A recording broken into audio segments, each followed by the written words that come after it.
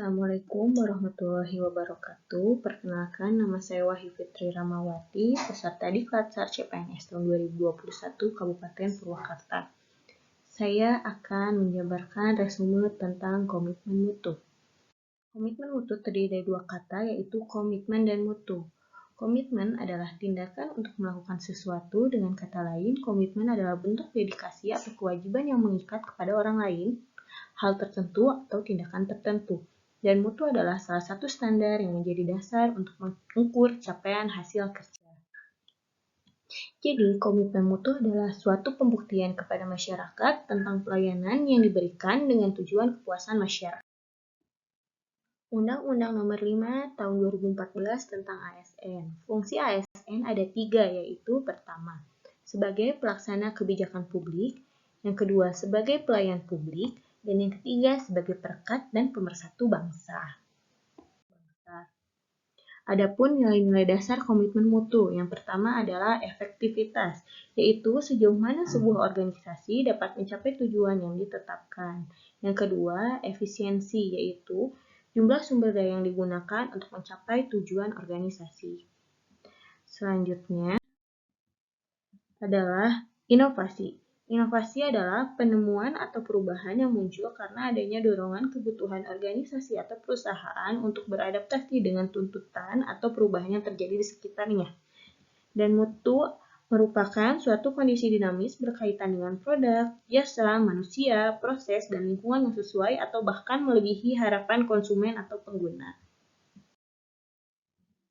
Bagaimana menjaga komitmen mutu? Pertama, goals atau tujuan.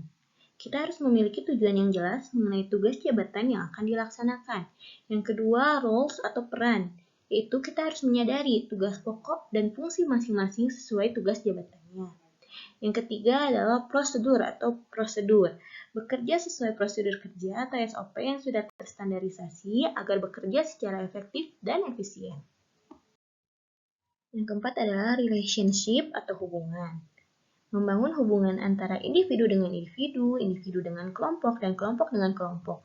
Menjaga hubungan baik akan membuat lingkungan kerja menjadi kondusif, sehingga pelaksanaan tugas menjadi lancar. Dan yang kelima adalah leadership atau kepemimpinan. Kepemimpinan yang baik akan mendorong para pegawai untuk melaksanakan tugasnya sesuai tujuan, kode etik, dan prosedur, sehingga komitmen mutu akan terjaga.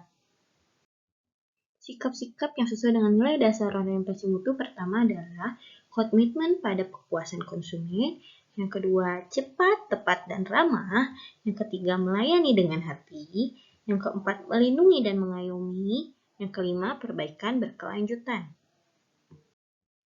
Manajemen mutu terpadu atau Total Quality Management terdiri atas kegiatan perbaikan berkelanjutan yang melibatkan setiap orang dalam organisasi melalui usaha yang terintegrasi secara total untuk meningkatkan kinerja.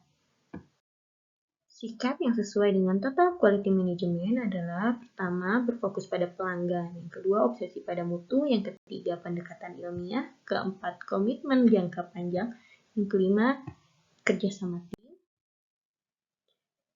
yang keenam, perbaikan secara berkesinambungan, yang ketujuh, diklat.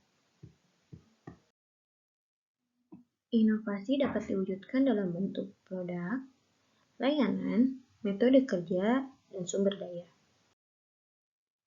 Adapun cara-cara berinovasi yaitu pertama, penemuan dengan cara mengkreasikan suatu produk, jasa, atau proses yang belum pernah dilakukan sebelumnya. Yang kedua, pengembangan dengan cara mengembangkan produk, jasa, atau proses yang sudah ada. Yang ketiga adalah dengan cara duplikasi, yaitu menirukan suatu produk, jasa, atau proses yang sudah ada. Duplikasi di sini bukan semata-mata meniru, melainkan menambah seutuhnya secara kreatif untuk memperbaiki konsep agar lebih mampu memenangkan persaingan.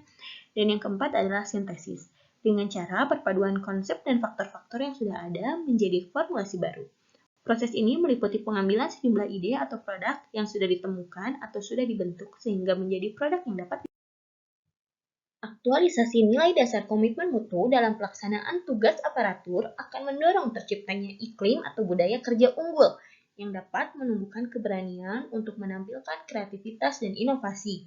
Dengan demikian, pergeseran orientasi kerja diarahkan untuk memotivasi aparatur mengubah mindset menuju layanan bermutu.